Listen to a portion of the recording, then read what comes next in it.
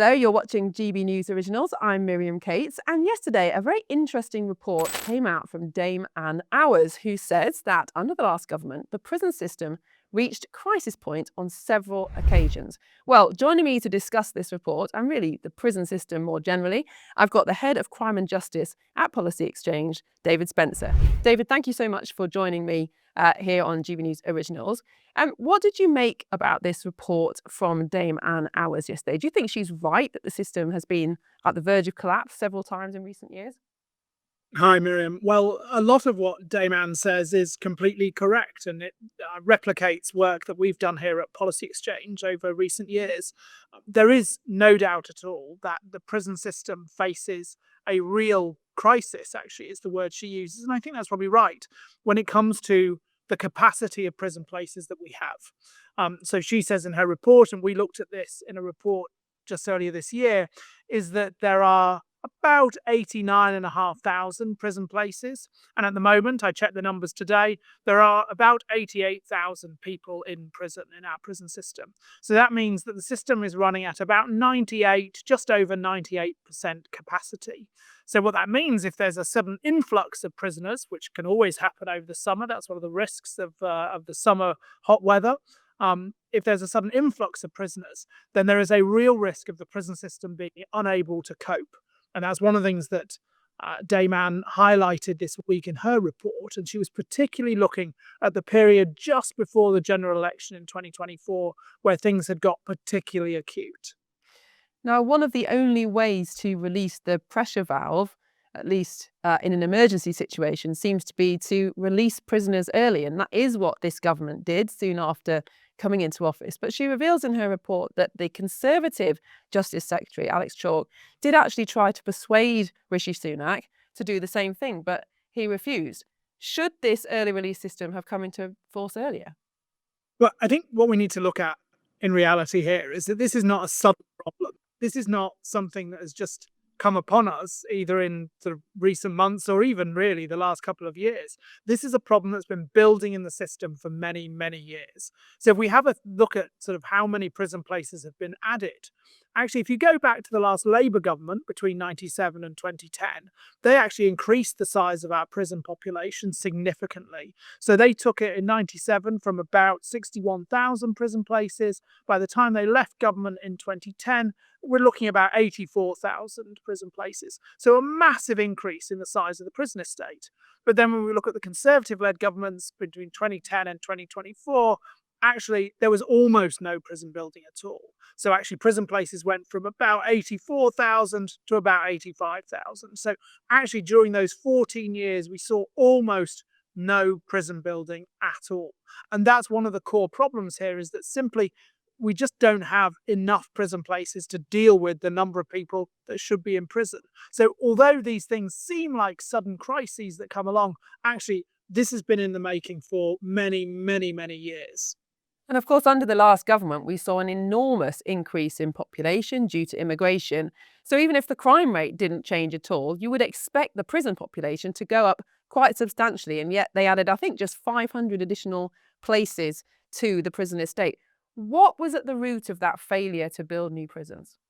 Well, you're exactly right. And actually, when you look at the sort of the per head of population prison numbers, it's really interesting.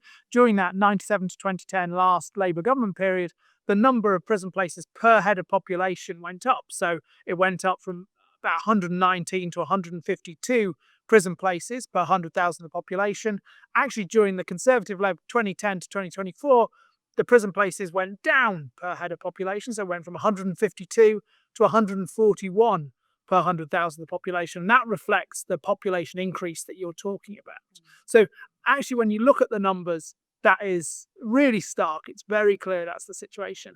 At the root of this is that it costs, well, there's two things. First of all, it costs money to build prisons. And I fear that when you talk to people in the Treasury, they just think it's throwing good money away.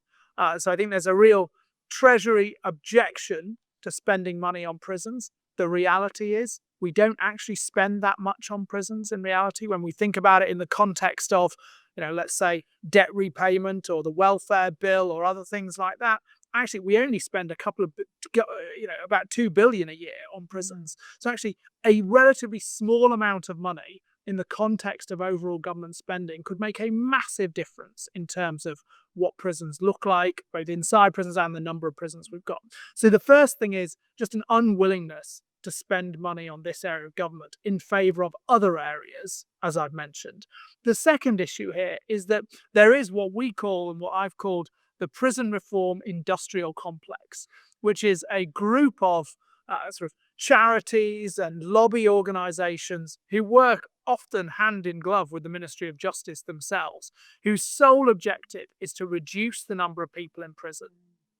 And those organisations are lobbying all of the time, whether it's members of parliament, or people that have been in parliament like yourself, always lobbying people to try and reduce the number of prisoners. So they're lobbying officials in government, they're lobbying members of parliament, they're trying to get their stories in the media, these sorts of things to reduce the prison population. So I think those two things simultaneously, just the willingness of the Treasury to spend money on this, and secondly, the role of the prison reform industrial complex, is having a real impact in terms of the number of prison places that are available. Well, let's talk then about the morality and ethics of prison, if you like, because these seem to be the two opposing views. One view would say we should lock up criminals, they should be off our streets. There's a public safety element to that, but there's also an objective to punish people and to deter crime. And if people choose to break the law, then they get what they deserve. Whereas there's another view, which would be more associated with the left, with liberals, which says, well, there's always a reason why people commit crime. Perhaps they've had a difficult childhood, perhaps they were desperate. Therefore, we should be lenient. They should be let out of prison early. We shouldn't lock people up unless we really, really have to. So where do you sit on that spectrum? What's the evidence behind whether or not prison works? Well, I mean, the first thing is none of these things are really binary. We wouldn't expect that, a sort of 15-year-old who steals a bit of mascara from the local shop necessarily goes to prison in that instance. But I think most of us would agree that someone who stabs someone probably should go to prison. So none of these things are binary. There's a spectrum as we look at it. But the reality is, when we think about prison as a whole and criminal activity as a whole, we don't actually send that many people to prison. So according to the Crime Survey of Wales, which only looks at certain crimes, there were 9.5 million criminal offences committed in this country last year. There were just over 1 million people convicted of a crime last year, but the prison population is about 88,000. So actually 88,000 versus over 1 million people convicted, the reality is we are not sending that many people to prison. On the question of what prison is for, well, I think there's 4 things broadly. First of all, it should act as a deterrent. So people should know if you commit a crime, either a serious crime or you're committing lots of crimes, then you're going to go to prison. So there's a deterrent effect. The second thing, it should be there to rehabilitate. People in prison should have the opportunity to turn their lives around. Third, it should be there to punish. The reality is the criminal law does not punish everyone for everything that they might do that we might find unpleasant or inappropriate or anything like that. What the criminal law does, as set down by Parliament, is it sets the standard for the most extreme unpleasant things that happen in our society. And for those things, it's right that people are punished when they don't follow the rules that we as a society have set down. And then the fourth thing, which is probably the most important of all of these, is to give the public, particularly the law-abiding public, a break. The reality is, if you're a shopkeeper and you're having to deal with people coming into your shop 10, 20 times a day, and it's the same people day in, day out, which we know is the case from the data, then actually that shopkeeper and your law-abiding customers deserve a break. So that is the purpose of prison. And the question is, against those things, does prison work? And what we often hear from progressives is the line, prison doesn't work. But the reality is, when you measure it against all 4 of those things, particularly given the law-abiding majority that chance to have a break from people who are committing crime, then frankly, prison does work. Because if you're in prison, if you're behind bars, you are not going out to the local corner shop, nicking all their stuff again. So the urgent need is for more prison places so that we can lock up these prolific offenders, so that we can remove the incentive from criminal activity, of knowing that there's a high chance you won't be locked up, because I'm sure criminals know that the criminal justice system is under pressure and that's reducing their chances of incarceration. But let's talk about what's actually happening in prisons, because in your report there are photos, for examples, of some cells that look, I mean, absolutely horrendous. Now, of course, no one expects a prison cell to be a 4-star hotel, but nevertheless, we do need to be housing people in humane conditions. They need to be gainfully employed while they're in prison to make sure that they're being re-educated, rehabilitated, to maximise the chances of them being useful to society and getting their lives back on track. That's not happening in prisons at the moment, is it? No, that's right. And time and again, we hear from the Chief Inspector of Prisons who goes in, their teams go in and examine prisons and they inspect the regime there. Time and again, we're hearing at the moment that particularly when they're looking at what's called purposeful activity, so education, training, getting people ready to get a job when they come out of prison, that actually that regime has completely collapsed. And that's really problematic, because actually what we do want to happen, what we do want to see happen in prison, whether you're someone like me who thinks that more people should be in prison, or if you're from the prison reform industrial complex, you think fewer people should be in prison, either one of us, one of those things that we can agree on is that if you're in prison, training and education really matters. And at the moment, it is almost not existent in some of those institutions. And that's really problematic. Part of the problem is the overcrowding, and that's why when you take all of these things together, it's so important that we see more prison places being built. Now, let's talk about the probation service, because in your report, I think you mentioned that there have been, I think, severe cuts to the probation service under the last government. What impact has that had on the criminal justice system overall? And do you think that's had any impact on crime rates themselves? Well, it's really serious at both sides. So you're right. The probation service has gone through all sorts of reforms and reductions over the years. The other thing is that in some cases they're being expected to do more. So, for example, pre-sentence reports, which GBNews has covered in the past, who look at what should happen to someone when they're convicted. And that was a bit of controversy earlier in the year about whether that's a two-tier sentencing approach. So they're being asked in some places to do more with much, much less. And the reality is the probation service, if we want to see people actually being monitored in the community, things like tagging, for example, then actually the probation service needs to be significantly rebuilt from where it was left over the last couple of years. It's in a really, really troubling state. So the probation service needs rebuilding. What about the staff that work in prisons themselves? There have been a lot of scandalous stories over the last year about particularly female prison officers who've had inappropriate relationships with male inmates. There seems to have been a real reduction in the level of experience amongst prison staff over the last few years. Is that fair? Can this be rebuilt? What does the prison service need to do to get back on track? Well, it certainly can be rebuilt. This is not a hopeless situation.